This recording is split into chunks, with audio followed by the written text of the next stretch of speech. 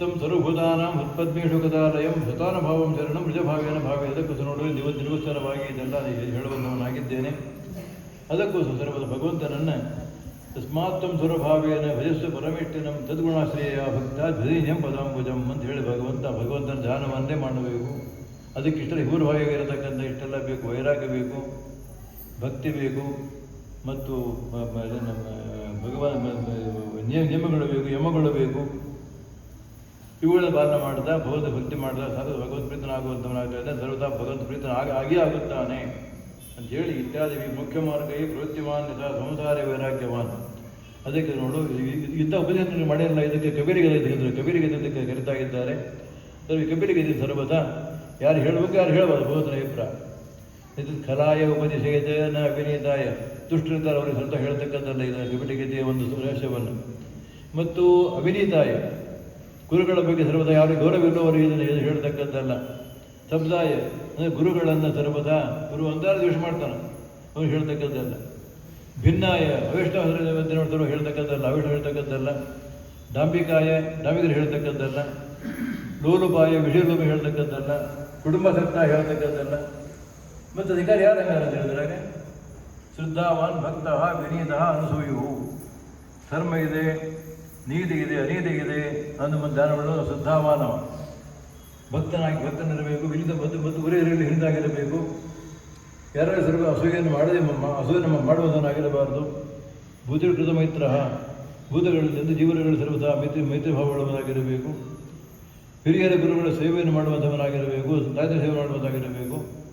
ಸ್ವರ್ಗಾದಿಗಳು ಸರ್ವದಾ ಅನಿತ್ಯ ಅಂತ ತಿಳ್ಕೊಂಡು ಅವುಗಳಲ್ಲಿ ಆಸಕ್ತಿಯನ್ನು ಬಿಡುವಂಥವನಾಗಿರಬೇಕು. ಭಗವನಿಷ್ಠ ಬುದ್ಧಿ ಇರಬೇಕು, ನಿರ್ವತ್ಸರನಾಗಿರಬೇಕು. ಸರ್ವದಾ ಅವನಿಗೆ ಇಂಥವರನ್ನು ಏನು ಹೇಳ್ತಕ್ಕಂಥ ಹೊರತು ಬೇರೆ ಹೇಳ್ತಕ್ಕಂಥಲ್ಲ. ಇದಂ ಶೃಣಯಾದಂಬ ಶ್ರದ್ಧೆಯ ಪುರುಷ ಸುಕೃತ ಯುವ ವಿಧತ್ತೆ ಮಚ್ಚಿತ್ತ ಸಹ್ಯತೆ ಪದವಿತ್ಯಮೇ. ಅದಕ್ಕೆ ನೋಡಿ ದೇವೋದಿ ಸರ್ವದಾ ಇದ್ದ ಹೇಳುತ್ತ ಕಪಿಲಗಿದೆಯನ್ನು ಯಾರು ಶ್ರದ್ಧೆಯನ್ನು ಕೇಳ್ತಾನೆ ಸರ್ವದಾ ಅವನು ಕೂಡ ನನ್ನ ಕಡೆ ಬರುವಂಥವನಾಗ್ತಾ ಇದ್ದಾನೆ, ಮುಕ್ತಿ ಪಡ್ತಾ ಇದ್ದೇನೆ ಅವನಿಗೋಸ್ಕರವಾಗಿ ಅಂತ ಹೇಳಿ ಭಗವಂತ ತಾಯಿಗೋಸ್ಕರವಾಗಿ ಇಷ್ಟೆಲ್ಲ ಬುದ್ಧಿ ಮಾಡಿದ್ದಾನೆ. ದೇವತೆ ಹೇಳ್ತಾಳೆ ತಮೇ ಬದ್ಧಾಯತಿ ದೇವಂ ಅಪತ್ಯಂ ಕಪಿಲಂ ಹರಿಂ ಬಹು ವಿರದೋ ಸಾವತಾಹ ನಿಸ್ಪ್ರಾಸರಸೇ ಗ್ರಹೇ. ಕಪಿಲ ಕೈಹೋದಿ ಮುನಿ ಸಮೃದ್ಧವಾಗಿತ್ತು. ಭಗವಂತನ ಯೋಜನೆ ಕೇಳುವಂಥ ಹಾಗೆ ದೇವಹೋದಿ ಆ ಮನೆಯ ವಿಷಯದಲ್ಲಿ ಸರ್ವತಾ ವೈರಾಗ್ಯವನ್ನು ಹೊಂದು ಬಂದವನಾಗಿ ಇದೆಲ್ಲ ನಿಶ್ವರ ಅನ್ನುವಂಥ ಬುದ್ಧಿಗಿಂತ ಭಗವಂತ ಹೇಳಿದ ರೀತಿಯಲ್ಲಿ ಎಂ ಸಾ ಕಪಿಲೋಕ್ತೇನ ಮಾರ್ಗೇಣ ವಿರಹಂಬರಂ ಆತ್ಮಾನ ಬ್ರಹ್ಮನಿರ್ವಾಣಂ ಭಗವಂತ ಅಪಾವಹ. ಈ ರೀತಿ ದೇವಹೂತಿ ಧ್ಯಾನ ಮಾಡಿದ ದೇಹತ್ಯಾಗ ಮಾಡುವಂಥವಳಾಗಿದ್ದಾಳೆ. ಅವಳ ದೇಹವೇ ಕಪಿಲಾ ನದಿ ಅನ್ನುವಂಥ ಕಪಿಲಾ ನದಿಯಾಗಿ ಹರಿಯುವಂಥದ್ದಾಗಿದೆ. ಅವಳ ದೇಹ ಸಂಸ್ಕಾರ ಯಾರೂ ಮಾಡಲಿಲ್ಲ, ಮಾಡೋ ಅವಶ್ಯಕತೆ ಇರಲಿಲ್ಲ. ಪುಣ್ಯ ಸಂಜೆಗೆ ಇಷ್ಟಿತ್ತು, ಆ ದೇಹವೇ ಸರ್ವದಾ ನದಿಯಾಗಿ ಹರಿಯುವಂಥದ್ದಾಗಿದೆ. ಪಶ್ಚಾತ್ ಯೋಗ ವಿಧುತಂ ಆತ್ಮಾಶುರ್ ಮಧ್ಯಮ ಅಭುಸ್ತರಿದೆ ಶ್ರೇಯಸಾಂಬ್ರವರ ಸೌಮ್ಯ ಸಿದ್ಧ ಸೇವಿತ.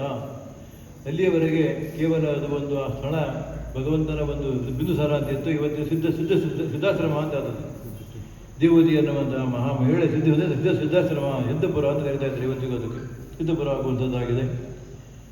ಇದಂ ಅನುಸೃಣೋತಿ ಯೋಗಿಲವದೆ ಕಪಿಲಮುನೆ ಮದಂ ಆತ್ಮಯೋಗ ಗುಹ್ಯಂ ಭಗವತಿ ಕದಧೀಹಿ ಸುಪರ್ಣಗೆದು ಬರವದೆ ಭಗವತ್ಪತಾರಗಂಧ ಮಂದ ಮೈತ್ರಿ ಹೇಳ್ತಾ ನೋಡಿಬಿದರ ಇಂಥ ಒಂದು ಉತ್ತಮ ಹೇಳಿದ್ದೇನೆ.